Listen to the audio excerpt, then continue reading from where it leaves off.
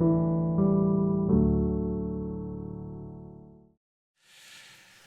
하나님 말씀 보겠습니다. 우리 출애굽기 4장 18절부터 31절까지의 말씀 보겠습니다. 출애굽기 4장 18절부터 끝절 31절까지의 말씀입니다. 18절부터 저와 한 절씩 교독하겠습니다. 모세가 그의 장인 이드로에게로 돌아가서 그에게 이르되 내가 애굽에 있는 내 형제들에게로 돌아가서 그들이 아직 살아있는지 알아보려 하오니 나로 가게 하소서. 이드로가 모세에게 평안히 가라 하니라.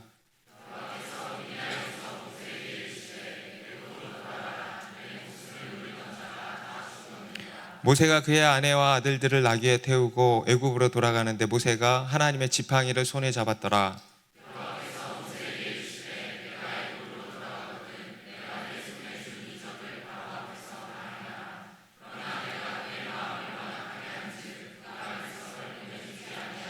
너는 바로에게 이르기를 여호와의 말씀에 이스라엘은 내 아들 내 장자라.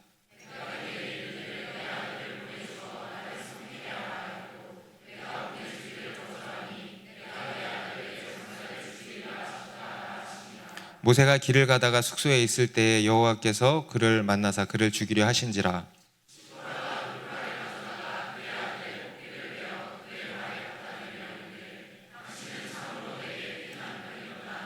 여호와께서 그를 놓아 주시니라. 그때에 시보라가 피 남편이라 함은 할례 때문이었더라.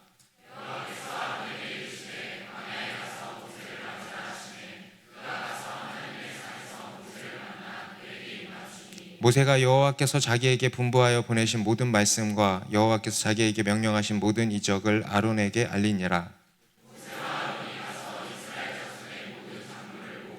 아론이 여호와께서 모세에게 이르신 모든 말씀을 전하고 그 백성 앞에서 이적을 행하니 백성이 믿으며 여호와께서 이스라엘 자손을 찾으시고 그들의 고난을 살피셨다 함을 듣고 머리 숙여 경배하였더라. 아멘. 여러분, 제가 여러분들을 상대로 설문조사를 하나 좀 해보겠습니다. 질문은 그냥 한 가지입니다.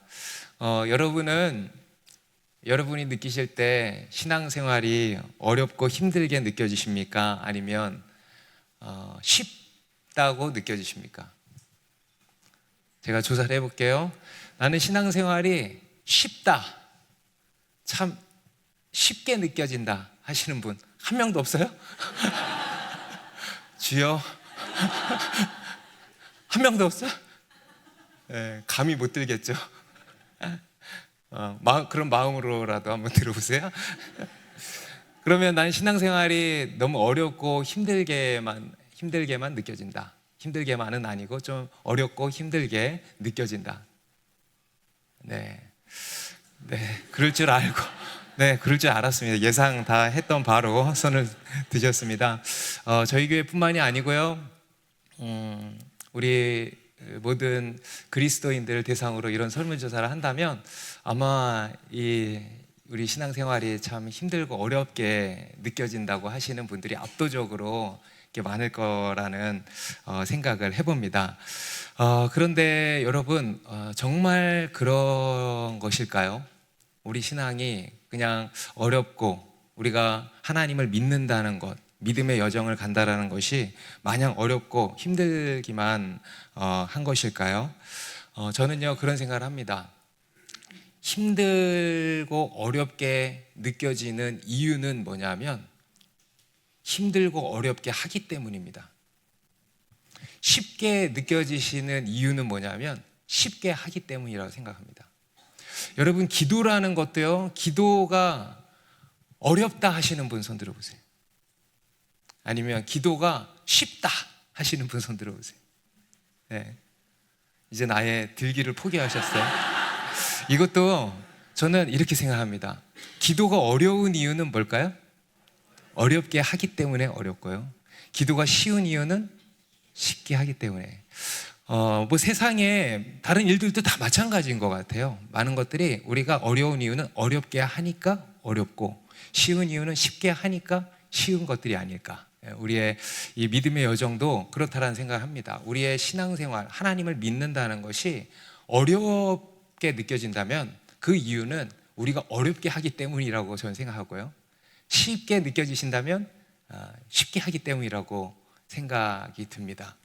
여러분, 우리의 이 믿음의 여정은요, 물론 만만한 길은 결코 아닙니다. 그런데 그렇다고 그것이 마냥 힘들고 어려운 것도 아니라는 것입니다.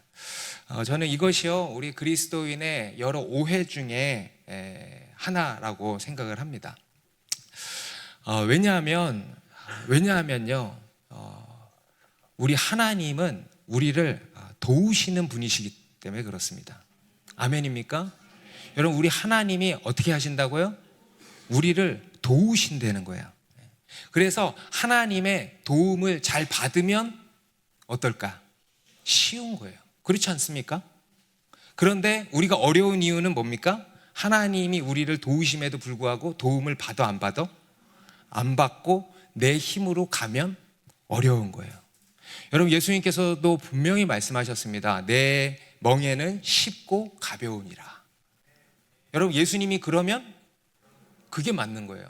내 멍에는 쉽고 가벼우니라. 그런데 나는 여전히 무겁고 수고로워. 그것은 뭐냐면 멍에를 잘못 메고 있는 거라고 생각해요. 예수님의 멍에를 메기는 메는데 잘못 메는 거예요. 우리가 뭐 잘못 메면 힘들잖아요, 멍에를. 그죠? 그게 뭔지를 모르거나 잘못 메고 있는 것 때문이 아닐까 생각이 됩니다.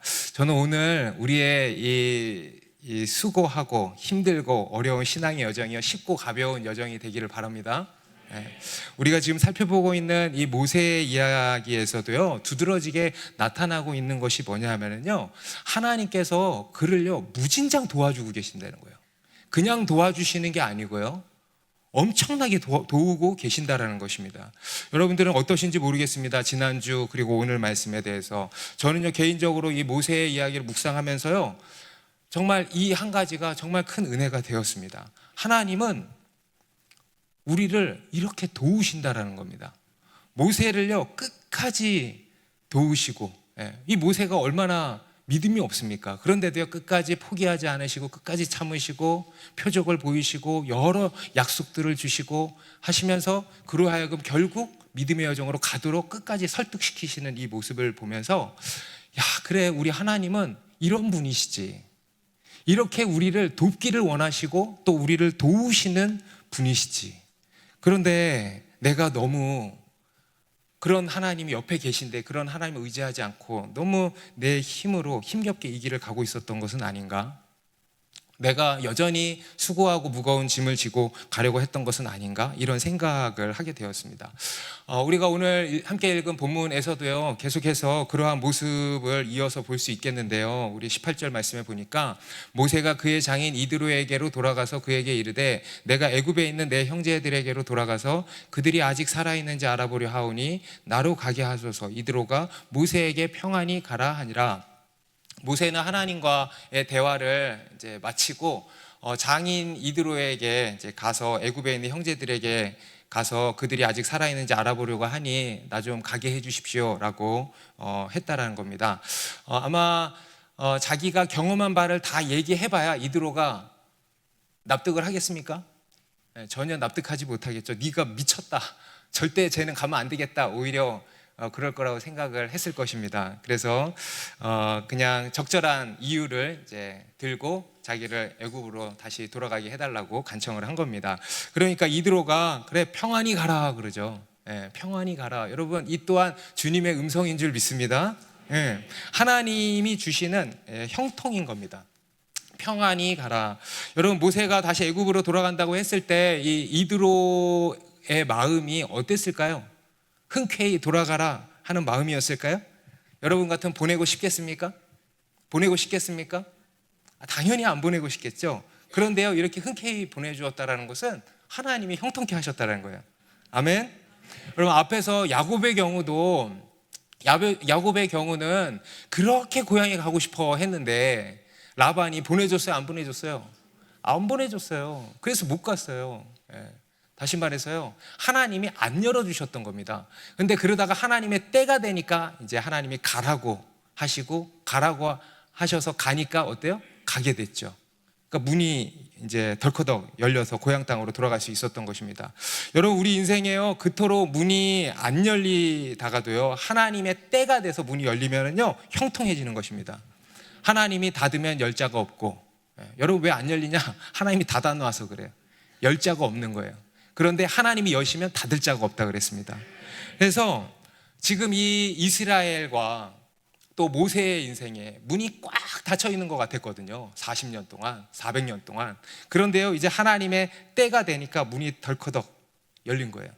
그동안은 하나님이 함께 하시는 것 같지 않고 그냥 침묵하시는 것만 같았는데, 때가 되니까 하나님이 그냥 강력하게 문을 여셨던 것입니다.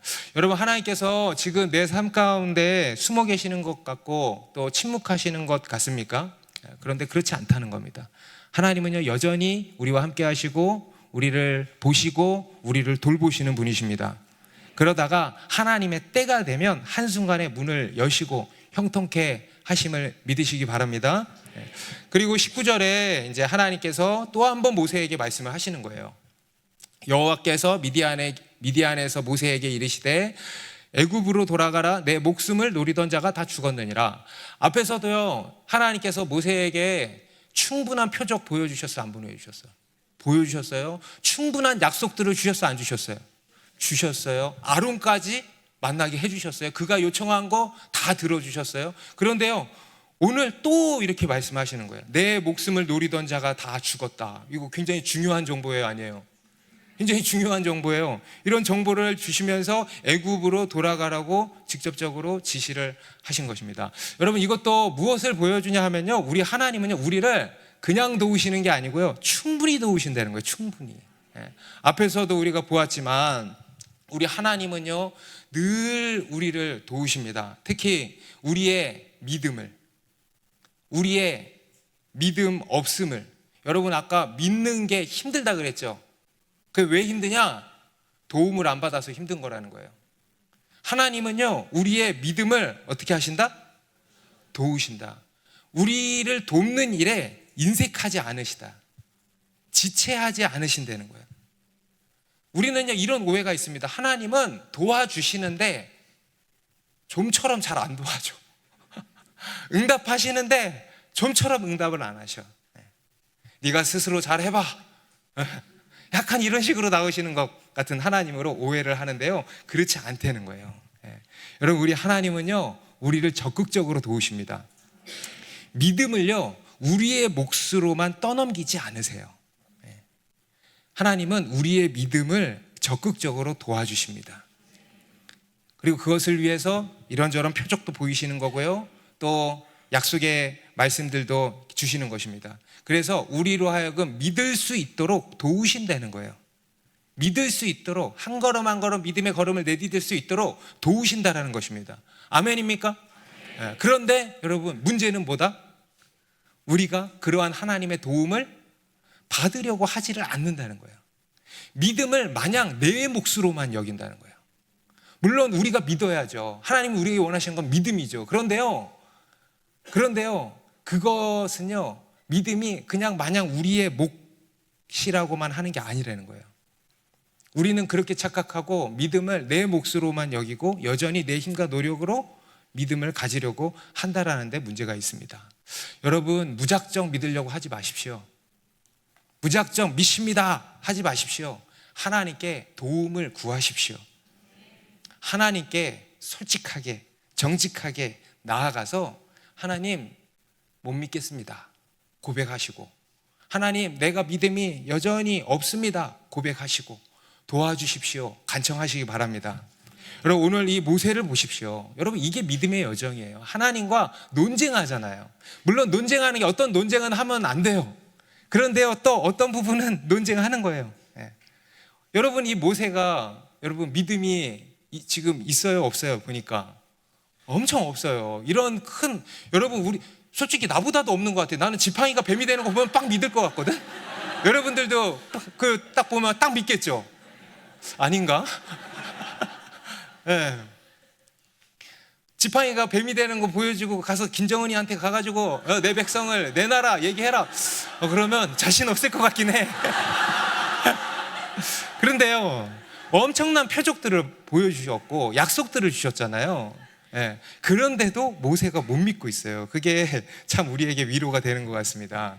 그런데 하나님께서는요, 그럼에도 불구하고 끝까지 그의 믿음 없음을 도와주셨다라는 거예요.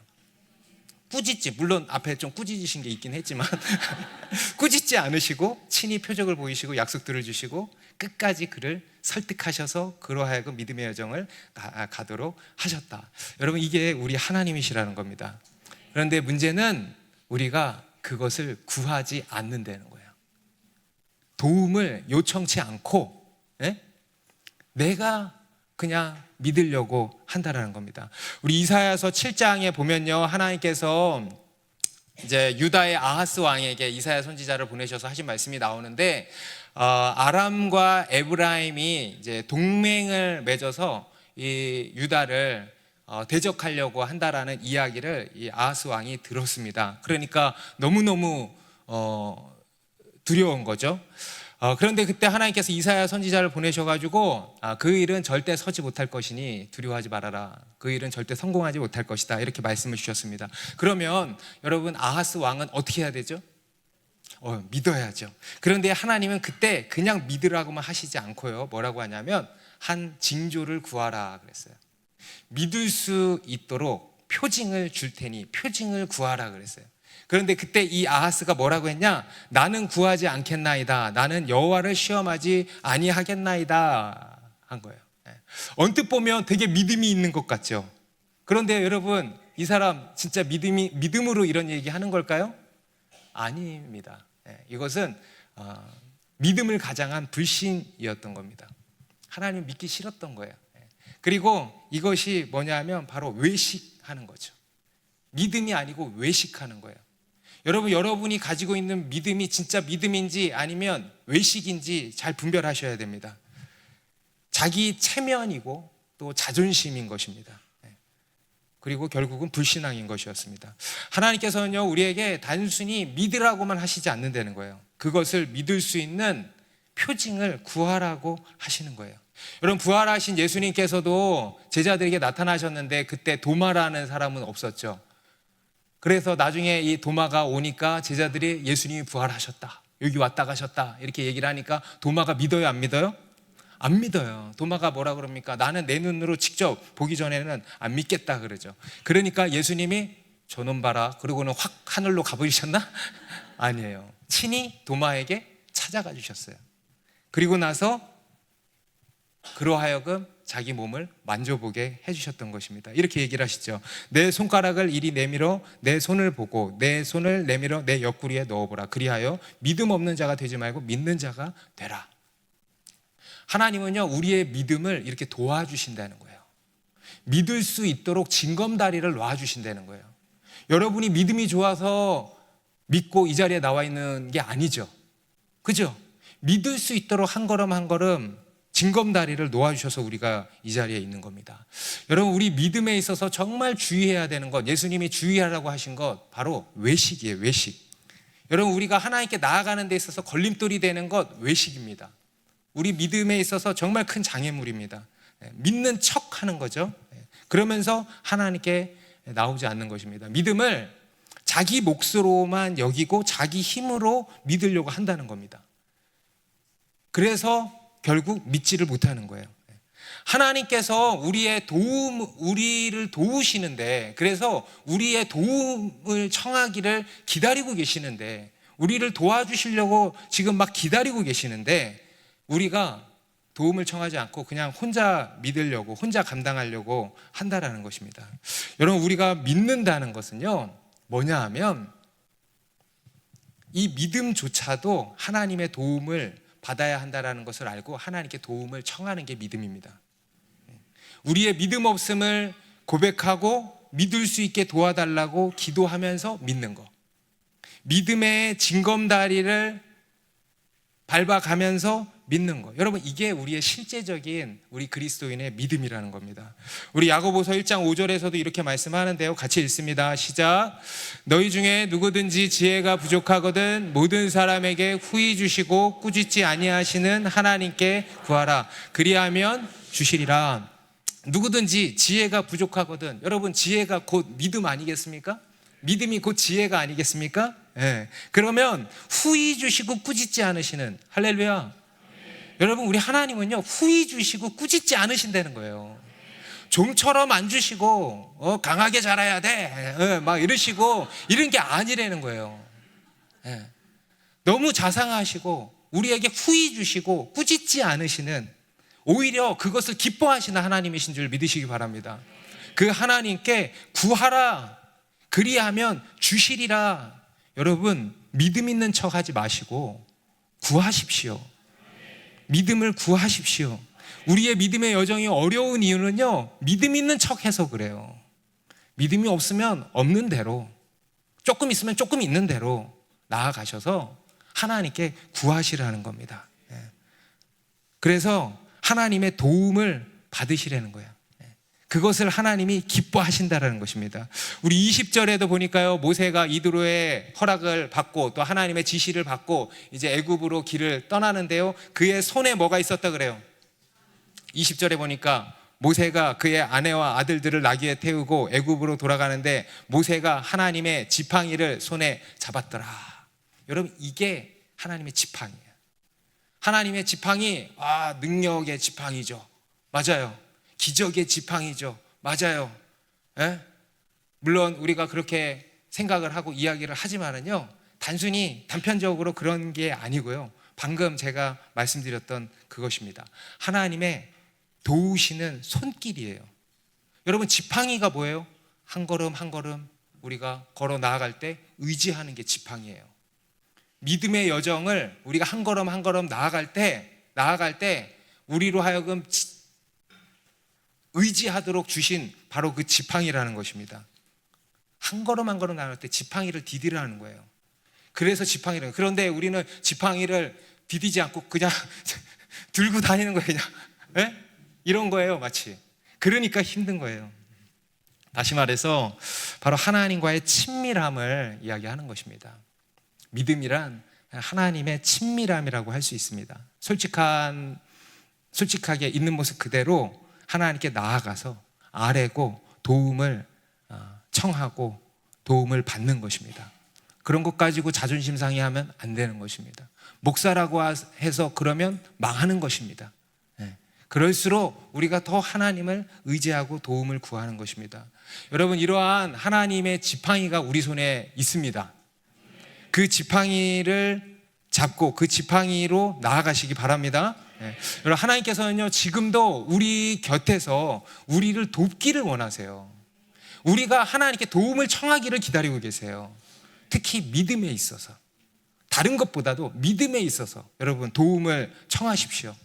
좀 이런 표현이 맞을지 모르겠어요. 하나님을 잘 활용하시면 좋겠어요. 아니, 하나님이 주신 지팡이를 잘 활용하시기 바랍니다. 하나님은 그 지팡이를 잘 활용하기를 원하세요. 무엇입니까? 작은 것까지도 하나님께 아뢰고 한 걸음 한 걸음 도움을 청하면서 가는 거예요. 여러분, 이게 바로 믿음이라고 하는 것입니다. 그런데 이제 또 한편으로 오늘 본문이 보여주는 바가 뭐냐면, 하나님은 자신이 기뻐하는 자, 자기를 찾는 자, 자기에게 도움을 청하는 자에게는 한없는 사랑과 은혜를 베푸시는 반면, 하나님을 대적하는 자에게는요, 한없이 미워하시고 심판하시는 분으로 또 계시를 하고 계십니다. 우리 21절에 보니까요, 하나님께서 모세에게 이렇게도 말씀을 하십니다. 여호와께서 모세에게 이르시되 내가 애굽으로 돌아가거든 내가 내 손에 준 이적을 바로 앞에서 다 행하라. 그러나 내가 그의 마음을 완악하게 한즉 그가 백성을 보내주지 아니하리니, 애굽으로 돌아가거든 내 손에 준 이적을 바로 앞에서 다 행해라. 그러면 여러분, 어떻게 되길 우리가 기대하죠? 그렇게 바로 앞에 딱 그러면 바로 어떻게 해야 돼요? 바로 나가세요. 당장 나가세요. 이렇게 하기를 기대하는데 그러지 않을 거라는 거예요. 그의 마음이 완악하여서 백성을 보내주지 않을 거라는 겁니다. 그런데 이제 여기서 우리가 한 가지 주목하게 되는, 또 주목해야 할 것이 있는데 뭐냐면, 이 바로의 마음을 누가 완악하게 하는가의 문제입니다. 여기 보면요, 지금 우리 방금 읽은 21절 말씀에서는 하나님이 하나님이 그의 마음을 완악하게 하신다고 말씀을 하고 있죠. 그런데요, 다음 절에 23절에는 이렇게도 말씀합니다. 내가 내게 이르기를 내 아들을 보내주어 나를 섬기라 하라 하여도 네가 보내주기를 거절하니 내가 네 아들 내 장자를 죽이리라 하셨다 하라 하시니라. 여기서는 누가 완악하게 했대요? 네가. 바로가 보내주기를 거절했다, 곧 마음을 완악하게 했다라는 거예요. 우리 앞에 지지난주 본문이었던 출애굽기 3장 19절에서도요, 내가 안오니 강한 손으로 치기 전에는 애굽 왕이 너희가 가도록 허락하지 않을 거다. 그러죠. 누가 그렇다는 거예요? 애굽 왕이, 바로가. 여러분, 그러면 바로의 마음은 누가 완악하게 하는 것입니까? 하나님이 완악하게 하시는 것입니까? 바로가 완악하게 하시는 것입니까? 둘 다 하죠. 그죠? 맞잖아요. 하나님이 완악하게 하시는 거고 또 바로가 완악하게 하는 거예요. 둘 다예요. 이것은 종합하면 이렇게 정리할 수 있는 것입니다. 하나님께서요, 바로가 완악하게 하는 그 완악함을 내버려 두셨다. 바로의 완악함을 그대로 내버려 두셨다. 다시 말해서요, 이 바로의 완악함은 하나님의 능력 밖의 일이 아니라는 거예요. 이해되십니까? 하나님의 주권 밖의 일이 아니라는 거예요. 그가 완악하게 하는 것은 하나님의 주권 밖의 일이 아니라는 거예요. 여러분, 악이라는 것은요, 하나님의 능력과 주권 밖의 일이 아닙니다. 하나님께서 그냥 허락하시는 거예요. 놔두시는 거예요. 그리고 더 나아가서 그것을 이용하시는 것입니다. 그럼 하나님께서는 왜 바로의 완악함을 놔두시는 것일까요? 우리가 몇 가지 이유를 들 수 있겠는데요. 먼저는 이제 바로에게도 기회를 주시는 거죠. 바로에게도 기회를, 어쩌면 모세보다 더 기회를 많이 주셨을지 몰라요. 10번이나 기회를 주셨거든요. 여러분, 우리 하나님은요, 우리에게 기회를 늘 주십니다. 조금만 주시지 않아요. 충분히 주십니다. 많이 주십니다. 회개할 기회, 악에서 돌이킬 기회를 주십니다. 그래서 이 바로에게도요, 하나님께서 그렇게 기회를 이제 주신 것입니다. 그리고 두 번째로 그렇게 함으로써 어떻게 하시냐? 바로의 완악함을 수면 위로 드러내시는 거예요. 악의 실체, 실상을 드러내시는 거예요. 여러분, 하나님께서요, 그렇게 하십니다. 악의 실상을 드러내세요. 드러내세요. 그리고 그것을 가지고 그들의 실상, 곧 행위죠. 행위로 심판하시는 거예요.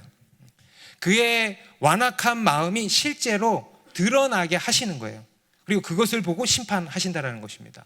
여러분, 오늘날 우리가 살아가는 이 세상도 그렇지 않습니까? 여러분, 악이 판을 치고 있지 않습니까? 그죠?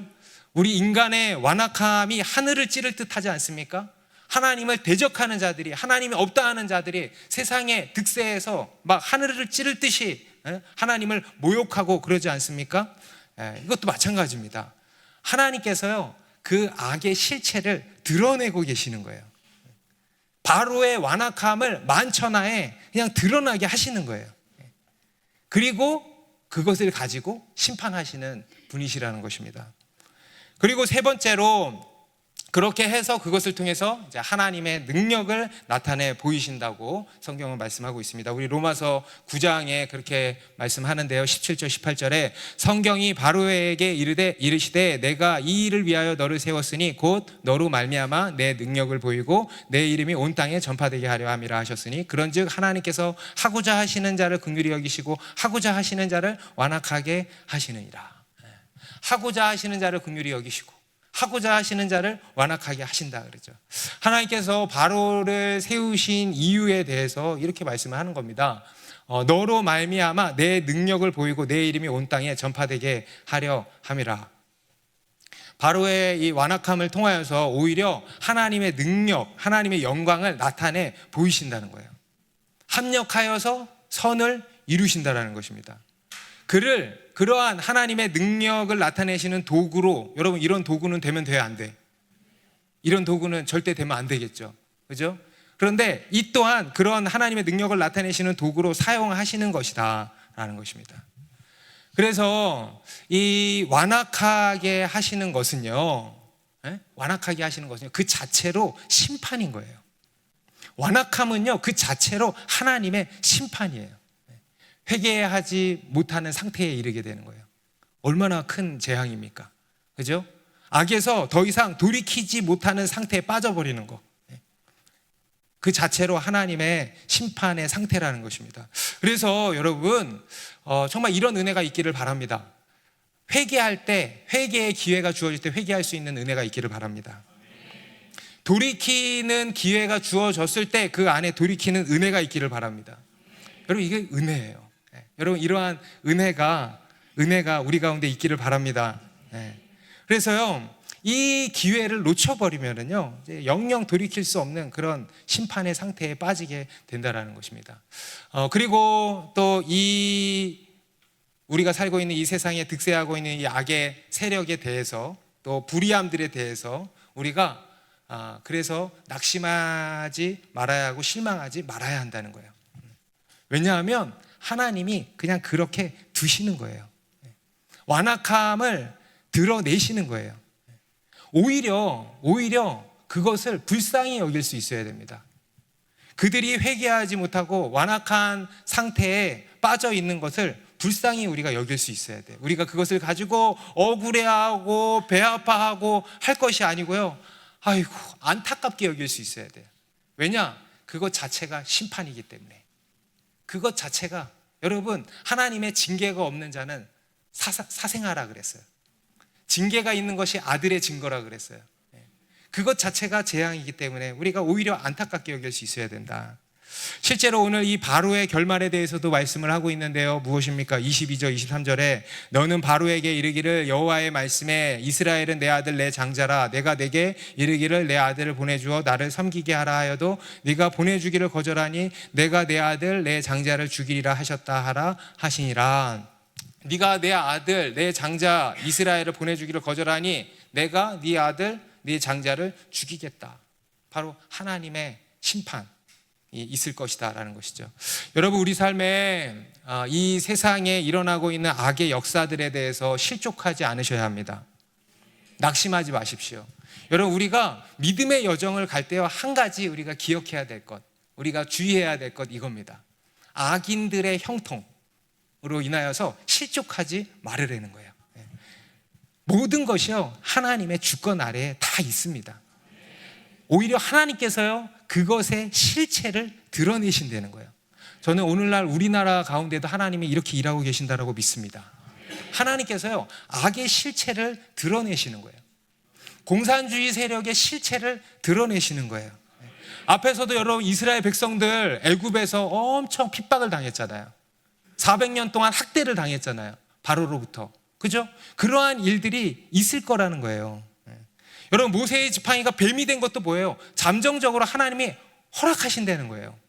악의 활동을 허락하신다 하지 않았습니까? 그러니까 악의 세력이 활개를 칠 때가 있다는 거예요. 여러분, 이게 성경의 예언 아닙니까? 하나님께서 그것들을 잠정적으로 허락하신다는 거예요. 하지만 결국은 하나님이 승리하실 거라는 거예요. 그래서 여러분, 우리가 어떻게 해야 됩니까? 그것을 알고 실족하지 말아야 된다. 하나님은 신뢰함으로 인내할 수 있어야 됩니다. 여러분, 하나님만 바라보십시오. 모든 것이 하나님의 주권 아래에 있습니다. 그분이요, 모든 것을 판단하시고 모든 것을 심판하십니다. 우리가 그 하나님을 믿고 인내하시기 바랍니다. 그리고 오늘 본문을 통해서 우리가 또 한 가지 기억해야 할 것이 있는데요, 하나님께서는 이 모세와 지금 함께 하시고 곧 모세의 편이 되어주시는 거 아닙니까? 그런데요, 이것은요, 우리가 흔히 생각하는 마냥 우리 편이 되어주시는 것도 아니라는 것을 우리가 알아야 합니다. 물론 하나님은 분명 우리 편이 되어주십니다. 하나님이 우리와 함께 하신다는 것, 네 편이 되어주겠다, 우리 편이 되어주시겠다라는 거 아니겠습니까? 오늘 본문에서도 보면 하나님께서 이스라엘을 내 장자라고 하셨어요. 장자, 아들, 첫째 아들로 삼아주신 거예요. 그들의 편이 되어주신 겁니다. 우리 시편 118편 6절에서도 여호와는 내 편이시라 내가 두려워하지 아니하리니. 아멘. 그런데 그렇다고 막무가내로 내 편이 되어주시는 것이 아니라는 거예요. 심지어 때로는 하나님이 우리의 대적이 되시는 것 같을 때도 있다. 그러한 장면이 오늘 본문에서도 지금 연출이 되고 있는 것입니다. 하나님께서 모세의 편에 계신다고 하셨는데 갑자기 모세의 반대편에서 모세에게 칼을 내밀고 계시다라는 거예요. 이게 도대체 뭔가? 도대체 어떻게 된 일인가? 오늘 본문 24절부터에 나오죠. 같이 24, 25, 26절 같이 읽습니다. 시작.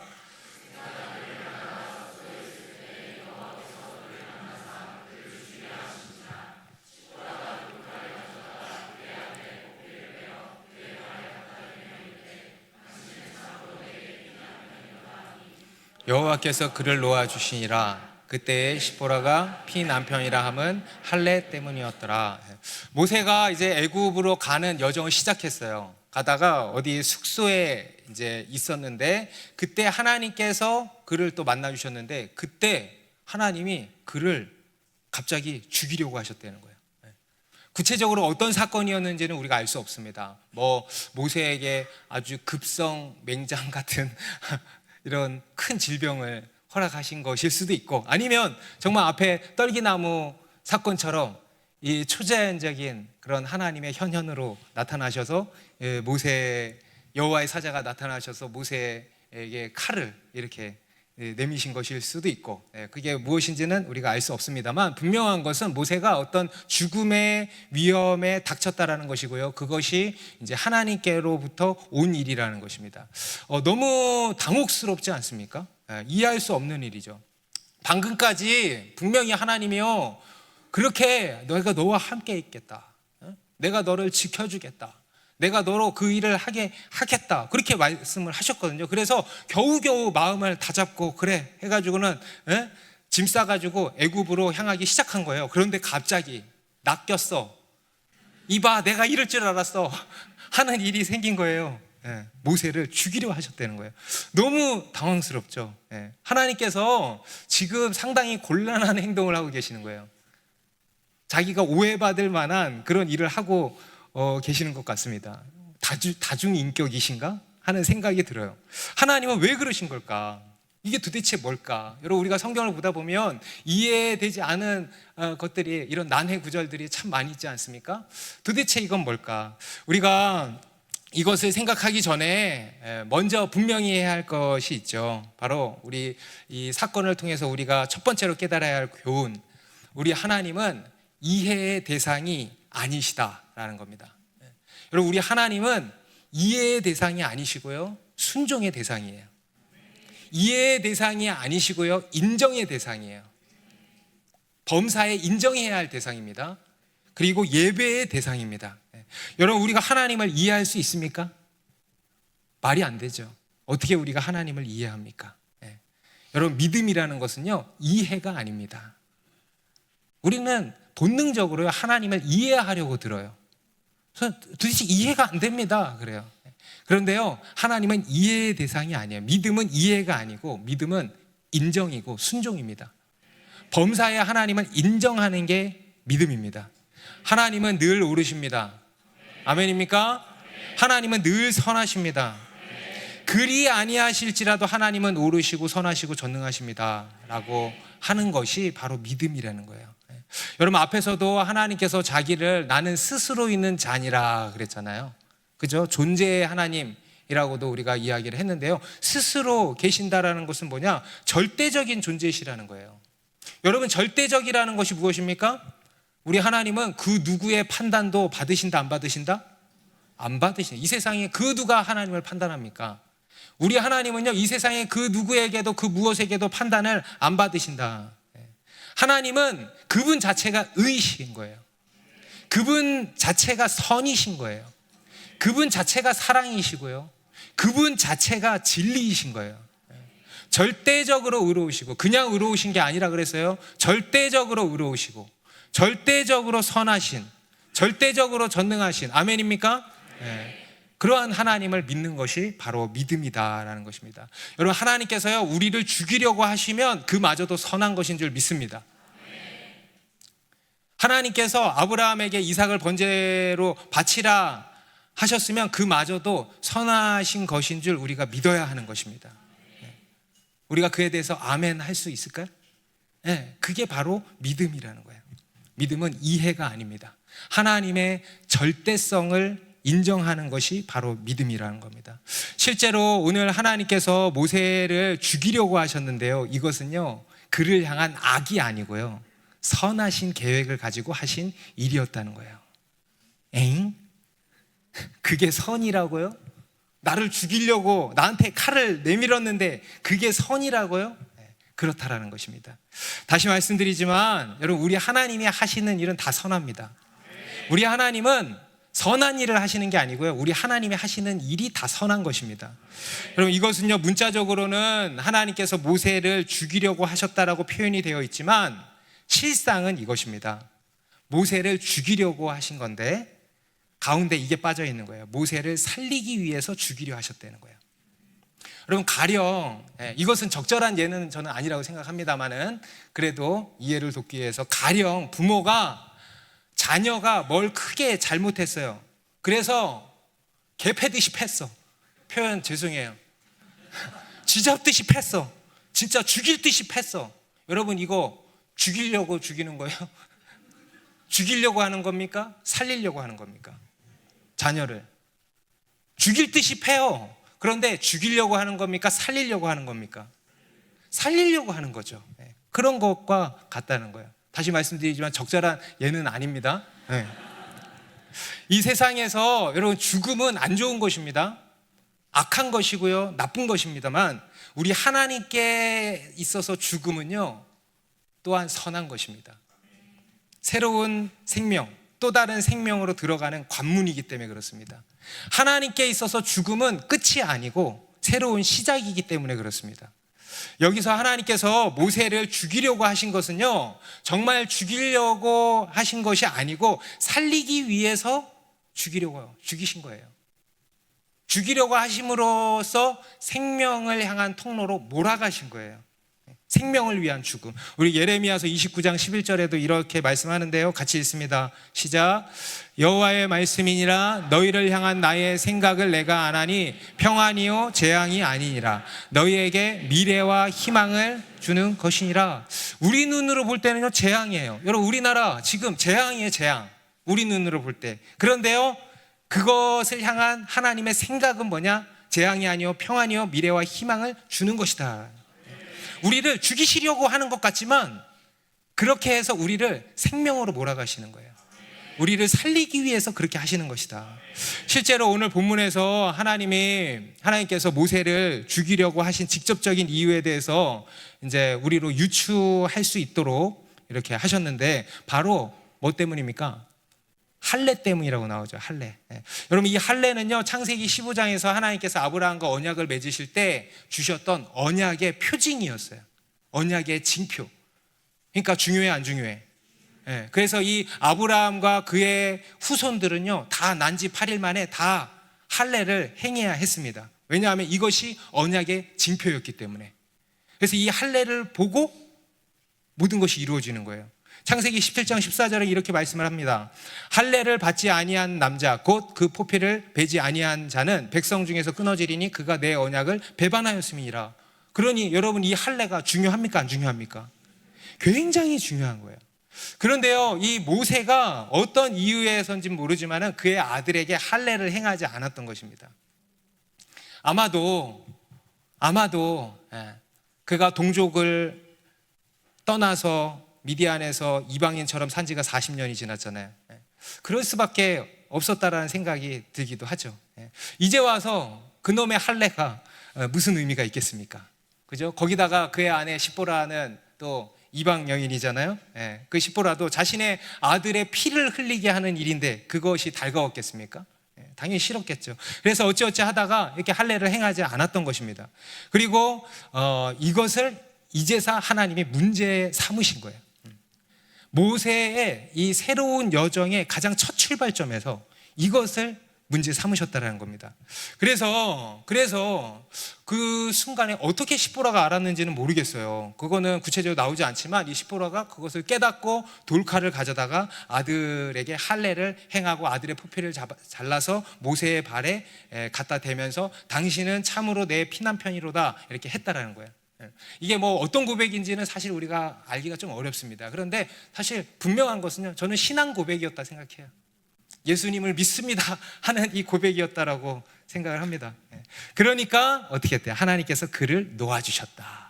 이게 뭡니까? 할례 때문이었다는 거예요. 여러분, 우리 자매님들, 십보라 같은 자매님들이 되시기를 축복합니다. 남편과 가정을 죽이고 말아먹는 자매님들이 아니고, 여러분들로 인하여서 남편을 살리고 여러분의 자녀를 살리는 지혜롭고 영적인 자매님들이 되시길 축복합니다. 오늘 하나님께서는요, 모세가 사명을 받고 애굽으로 향하는 그 출발점에서요, 이 할례를 이제 명하신 겁니다. 하나님의 사명을 감당하기 위한, 믿음의 여정을 가기 위한 출발점, 첫걸음이 이겁니다. 할례. 여러분, 여호수아와 이스라엘 백성들, 이 광야 2세대들이요, 이제 가나안 땅을 정복해야 하는 상황에서 요단강을 건너서 길갈이라는 곳에 도착하고 베이스 캠프를 치고요, 거기서 첫 번째로 주님 명하신 게 또한 뭐였습니까? 할례를 행하라. 그들이 이제 또 할례를 광야에서 지내다 보니까 할례를 받지 못했던 거죠. 그래서 할례를 행하게 하신 거예요. 하나님은 출발점에서 이 할례를 계속 요구하신다는 것입니다. 도대체 이 할례가 뭐길래 이렇게 중요하게 여기시는 것일까? 오늘 이 하나님께서 이 할례 때문에 모세를 죽이려고 하실 정도로, 이건 뭐냐면 그렇게 중요하다는 거거든요. 그렇게 중요하다는 거예요. 이게 도대체 뭔데 그렇게 중요하게 여기시는 것일까?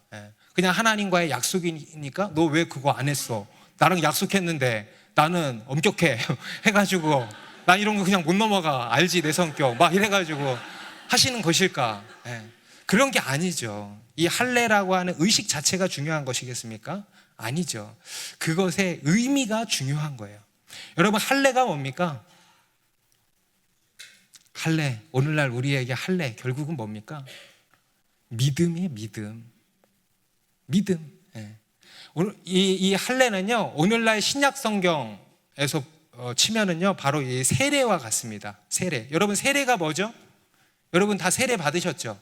안 받으신 분들도 계시지만, 받았는데 대답을 못하면 어떻게 해요?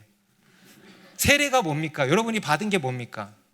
나는 예수 그리스도와 함께 죽었고, 아멘?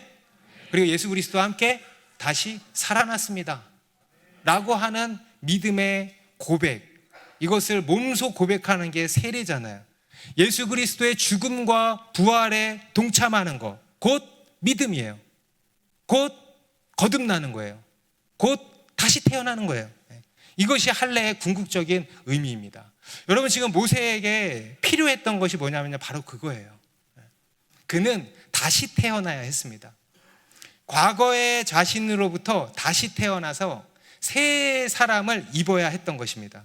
그리고 그 새 사람으로 나아가야 그 모든 것들을 감당할 수 있다라는 거예요. 곧 여기서 하나님이 모세를 죽이고자 하신 것은요, 뭐냐? 정확히는 그의 옛사람을 죽이고자 하시는 거예요. 여러분, 우리의 옛사람은 어떻게 돼야 되죠? 뜯어 고쳐서 사용하면 될까? 아니에요. 우리의 옛사람은 죽어버려야 돼. 그러면 어떻게 돼요? 다시 살아요. 새 사람으로 옷 입게 되는 것입니다. 여러분, 이것은요, 오늘 이 본문의 문맥을 통해서도 우리가 확인할 수 있는데요, 하나님께서 이 모세를 죽이려고 하신 사건 24장 바로 앞에 23절에서는 아까 바로에게 심판선언을 내리시는데 이렇게 말씀하셨어요. 네가 내 아들을 보내주기를 거절하니 내가 네 아들 네 장자를 죽이리라. 그리고 24절에서도 하나님의 모세를 죽이려 하셨어요. 살벌하죠. 계속 죽이리라. 죽이시는 이야기가 계속 나와요. 여러분, 23절에서 죽이리라 하신 것과 24절에서 모세를 죽이려고 하신 것, 연관이 있을까 없을까? 당연히 연관이 있는 거예요. 바로와 그의 아들, 모세와 그의 아들, 딱 이게 평행 구조로 놓여 있잖아요. 하나님께서 그 둘을 다 죽이려고 하신다는 거예요. 곧 하나님의 심판이에요. 그런데 그 앞에서 바로는 무릎을 꿇어 안 꿇어? 안 꿇어. 그런데 모세는 무릎을 꿇은 거예요. 그래서 산 거예요. 다시 말해서 유월절 어린 양의 피로 산 것입니다. 예수 그리스도를 믿음으로 산 것입니다. 여러분, 그게 바로 할례예요. 모세는 사명을 감당하기에 앞서서 먼저 이 유월절을 통과해야 했던 것입니다. 과거에 내 의로 가득 찼던, 내가 혼자 할 수 있어, 내 믿음이 좋아, 내 믿음으로 할 수 있어 했던 이 교만한 옛사람은 죽고 예수 그리스도로 말미암는 새 사람을 입어야 했던 것입니다. 여러분, 이것이 하나님께서 우리에게 요구하시는 바입니다. 우리의 옛사람이 죽고 새 사람을 입으라는 거예요. 여전히 내 힘으로 하지 말고 오직 예수 그리스도의 보혈을 의지하여서 새 사람으로 옷 입으라는 것입니다. 여러분, 우리가 믿음의 여정을 걸어가다 보면요, 하나님께서 우리를 죽이려고 하시는 것 같을 때가 있습니다. 우리가 그런 말 할 때 있죠. 하나님, 도대체 나한테 왜 이러세요? 얼마 전에도 어떤 자매님을 만났는데 저한테 만나자마자 하나님 나한테 도대체 왜 그러시는지 모르겠대. 하나님이 나를 마치 죽이려고 하시는 것 같은 거예요. 그런데요, 여러분, 그것은요, 하나님이 우리를 죽이려고 하시는 것이 아니고, 죽이려고 하시는 게 맞습니다. 그런데요, 그것은 우리를 죽이려고 죽이시는 게 아니고요, 살리려고 죽이시는 거예요. 살리기 위한 죽음, 참 생명을 위한 죽음, 곧 우리 옛 사람의 죽음이에요. 죽었는데도 계속 살아나죠. 그래서 하나님이요, 계속 죽여주시는 거예요. 여러분, 하나님이 나를 죽이시려고 하시는 것 같습니까? 그것은요, 나를 생명의 길로 몰아가시는 하나님의 사랑의 손길이라는 것을 기억하시기 바랍니다. 그래서 우리로 나는 죽고 예수로 살아가도록 하시는 거예요. 실제로 무엇입니까? 바로 내 힘을 내려놓고 하나님만 의지하는 삶, 하나님께 도움을 받으려는 거예요. 지팡이를 줬다니까요. 지팡이 뽐으로 그냥 들고 다니는 게 아니라 짚고 다니라는 거예요. 짚고. 하나님의 도우심, 이 지팡이를 잘 활용하라는 것입니다. 그러면 쉽다는 거예요. 그래서 복음이에요.